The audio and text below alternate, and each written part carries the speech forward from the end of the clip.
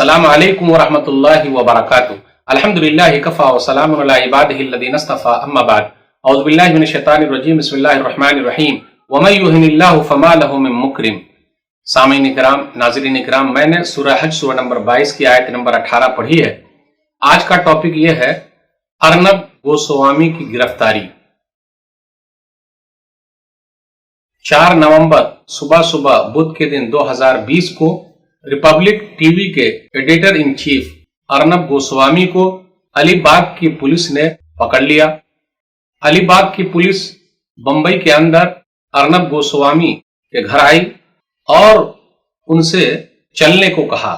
असल में अर्नब गोस्वामी के ऊपर आत्महत्या के लिए उकसाने का केस दर्ज है, इसलिए अलीबाग की पुलिस ने कहा कि आप मेरे साथ चलिए। लेकिन कुछ मसला हुआ, गड़बड़ी हुई, गर्मा गर्मी हुई, उसके बाद वो साथ चले।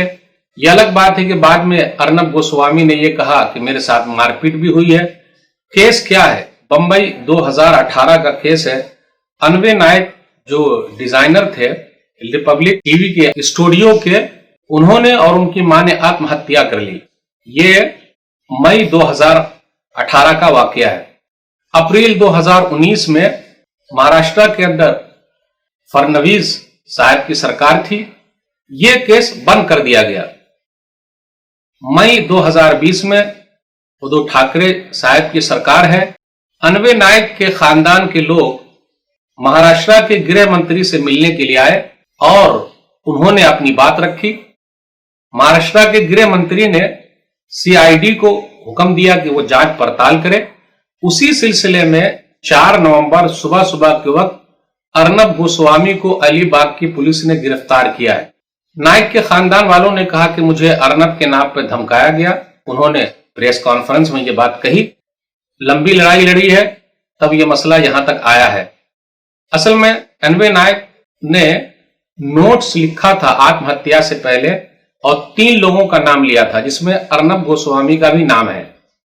अर्नब गोस्वामी, नितेश साडा और फिरोज शेख। तो पुलिस इसी सिलसिले में उन्हें गिरफ्तार करके ले गई। 14 दिनों की जेल हो गई है। रिपब्लिक टीवी का यह कहना है यह बदले की कार्रवाई है। अब हकीकत क्या है? दूध का दूध, पानी का पानी कोर्ट के जरिए हो जाएगा। इंतजार कीजिए। ऊंट पहाड़ के नीचे आ गया है।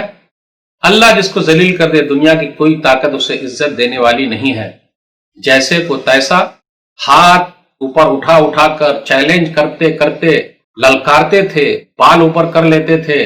टीआरपी बढ़ाने के लिए बड़े मसाइल होते थे। अब एक न एक दिन तो होना ही है। अल्लाह हम सबको सही समझ अता फरमाए और सच्ची खबर सुनने की तौफीक दे। आमीन। अस्सलामु अलैकुम वरहमतुल्लाहि वबरकातुहू।